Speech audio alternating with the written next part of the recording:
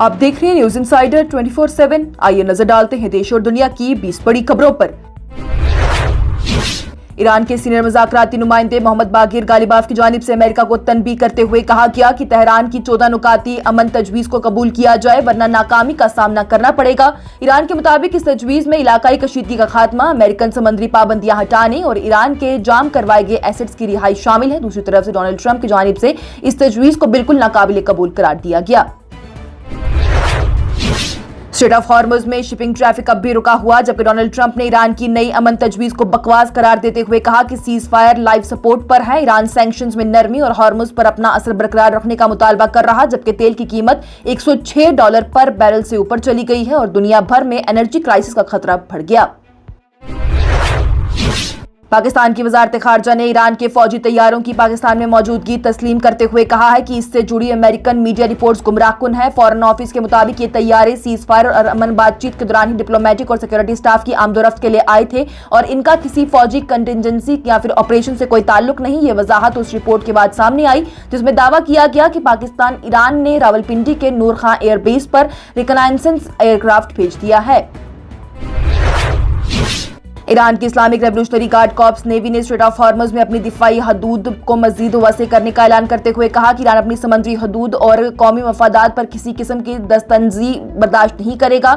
IRGC navy के सियासी नायब मोहम्मद अकरबजादे की जानिब से कहा गया है कि अब स्ट्रेट ऑफ हॉर्मुज़ का इलाका पहले के मुकाबले में कई गुना बढ़ चुका है और ईरान हर हरकत पर कड़ी नजर रखे हुए है। उन्होंने तनबीह दी है कि सिर्फ ईरान की तरफ से तय किए गए समुद्री रास्ते ही महफूज होंगे और किसी भी खिलाफ वर्जी का फैसला कुन जवाब दिया जाएगा। ईरान ने दावा किया कि मार्च से ही उसने स्ट्रेट ऑफ हॉर्मुज़ में दुश्मन जहाजों की हरकत पर सख्त पाबंदी लगा दी, जिससे दुनिया भर में तेल और गैस की रसाद मुतासिर हुई। इस्राएली पार्लियामेंट नीसेट ने एक कानून मंजूर कर लिया जिसके तहत ही 7 अक्टूबर 2023 के ऑपरेशन अलक्सा फ्लड से मुतल्लिक इल्जामात का सामना करने वाले फलस्तीनियों को सजाए मौत दी जा सकेगी और उनके शो ट्रायल्स भी किए जाएंगे। ये कानून 93-0 से पास हुआ, जिसमें जबरदस्ती या तशद्दुद से हासिल किए गए इकरार को भी सबूत के तौर पर कबूल करने की इजाजत दी गई। फलस्तीनी और इसराइली ह्यूमन राइट्स तंजीमों ने इस कानून को बैनुल-अक़वामी कवानीन की खुली खिलाफ वर्जी करार देते हुए कहा कि इससे अदालती निज़ाम उसको सियासी तमाशा बनाया जा रहा है और इंसाफ के बुनियादी असूल भी मुतासिर हो रही हैं।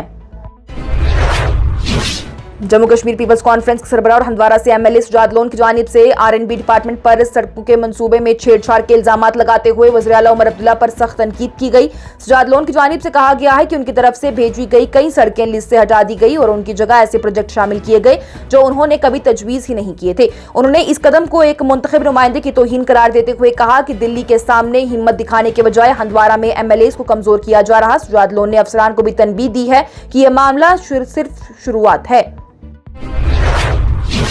जम्मू कश्मीर अपनी पार्टी के सरबराह सैयद मोहम्मद अल्ताफ बुखारी की जानिब से तमिलनाडु में 717 शराब की दुकानें बंद करने के फैसले के बाद जम्मू कश्मीर की नेशनल कॉन्फ्रेंस हुकूमत से भी इसी तरह का कदम उठाने का मुतालबा किया गया। अल्ताफ बुखारी ने कहा कि तमिलनाडु के वज़ीर आला जोसेफ विजय ने दिखाया है कि असल अवामी की आदत क्या होती है। उन्होंने नेशनल कॉन्फ्रेंस और PDP पर तनकीद करते हुए कहा कि दोनों जमातें शराबबंदी के मामले पर सिर्फ ब्लेम गेम कर रही हैं, जबकि अवाम अरसे से लीकर बैन का मुतालबा कर रही है। उनका यह भी कहना है कि हुकूमत का फर्ज है कि लोगों के जज्बात और ख्वाहिशात का एहतराम किया जाए। अवामी इत्तेहाद पार्टी के चीफ स्पोक्स पर्सन इनामुन नबी की जानिब से सुप्रीम कोर्ट की तरफ से बेल दरख्वास्तों की जल्द सुनवाई से मुतल्लिक अहम क़ियादत का खैर मकदम किया गया। उन्होंने इसे हजारों अंडर ट्रायल कैदियों खास करके कश्मीरी डिटेनीज के लिए भी उम्मीद की किरण करार दिया। इनामुन नबी की जानिब से कहा गया कि सुप्रीम कोर्ट ने बुनियादी हकूक और इंसाफ की अहमियत को दोबारा मजबूत किया है। उन्होंने चीफ जस्टिस सूर्यकांत और जस्टिस जोमालिया बागची की भी बेंच की तारीफ करते हुए कहा है कि कश्मीर के कई घराने सालों से इंसाफ का इंतजार कर रहे हैं और तकलीफ में भी हैं। उन्होंने वहीं पर इंजीनियर रशीद के मामले में भी जल्द अज जल्द इंसाफ पर मबनी फैसले का मुतालबा किया।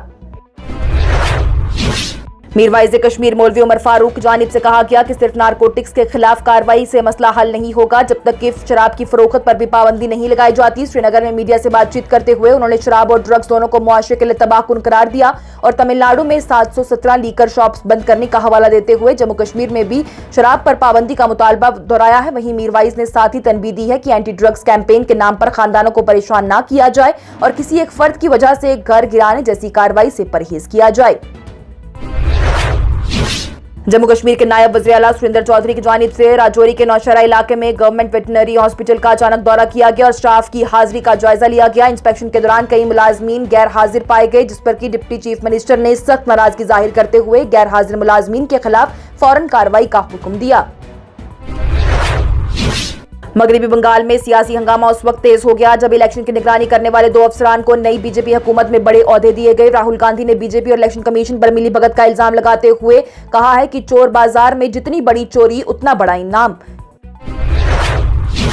मगरबी बंगाल के वज़ीर आला शुवेंदु अधिकारी की जानिब से ईद उल अजहा से पहले सड़कों पर नमाज और लाउडस्पीकर के इस्तेमाल पर सख्त पाबंदियां लगाने का ऐलान किया गया। बीजेपी के एमएलए अर्जुन सिंह की जानिब से कहा गया कि अब नमाज सिर्फ मसाजिद में होगी और सड़कें बंद करके इबादत की इजाजत नहीं दी जाएगी। हुकूमत ने साथ ही कैटल स्मगलिंग, पत्थरबाजी, गैरकानूनी माइनिंग और पोस्ट इलेक्शन तशद्दुद के खिलाफ जीरो टॉलरेंस पॉलिसी का भी ऐलान किया। पुलिस को गैरकानूनी मवेशी बाजार बंद करने, स्मगलिंग नेटवर्क तोड़ने और पुराने तशद्दुद के मामला दोबारा खोलने की हिदायत दी।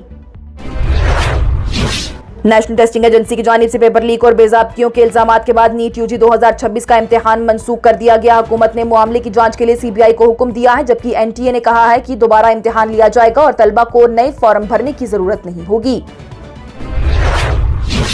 आम आदमी पार्टी के कौमी कन्वीनर अरविंद केजरीवाल की जानिब से नीट पेपर लीक को तलबा के साथ सबसे बड़ा धोखा करार देते हुए कहा गया कि हुकूमत लाखों नौजवान के मुस्तकबिल के साथ खेल रही है। उन्होंने कहा है कि पेपर माफिया को सियासी सरपरस्ती हासिल है और तलबा को इंसाफ के लिए आवाज उठानी होगी। नेशनल कॉन्फ्रेंस के सरबराह फारूक अब्दुल्ला की जानिब से नीट इम्तिहान मनसूख होने को तलबा के खिलाफ जुर्म करार दिया गया। उन्होंने कहा कि बार बार पेपर लीक और बेज़ाब्तियां मुल्क के तालीमी निज़ाम और नौजवानों के मुस्तकबिल को नुकसान पहुंचा रही हैं।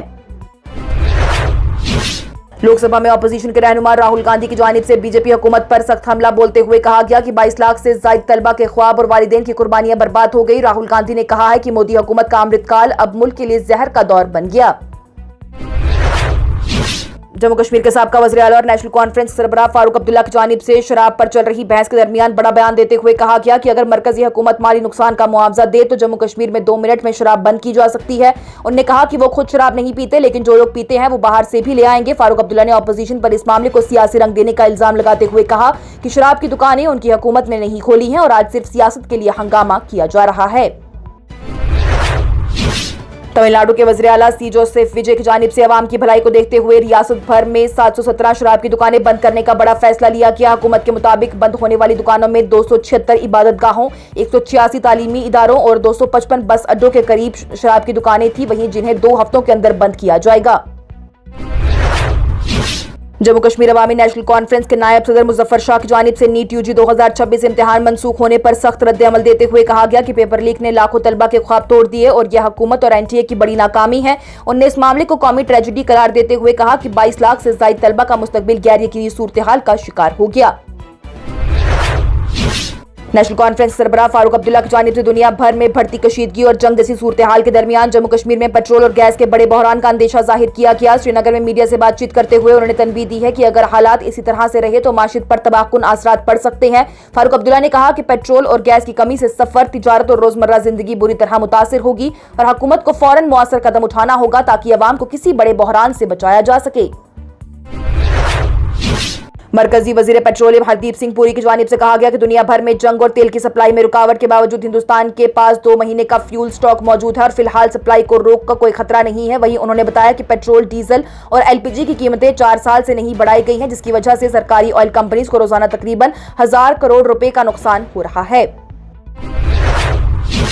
और वजारत खारजा के तर्जुमान रणधीर जसवाल की जानिब से पाकिस्तान को चीन की मदद से जुड़ी रिपोर्ट्स पर रद्द अमल देते हुए कहा गया कि ऑपरेशन सिंदूर पहलगाम हमले के जवाब में एक निशाना बंद और सोची समझी कार्रवाई थी, जिसका मकसद पाकिस्तान से चलने वाले दहशतगर्द ढांचे को तबाह करना था। उन्होंने कहा कि जो मुल्क दहशतगर्द इंफ्रास्ट्रक्चर को बचाने की कोशिश करता है उन्हें अपनी साख और जिम्मेदारी पर गौर करना चाहिए। यह बयान उन रिपोर्ट्स के बाद सामने आया जिनमें दावा किया गया कि चीन ने पिछले साल जंग के दौरान ही पाकिस्तान को टेक्निकल सपोर्ट फराहम की थी।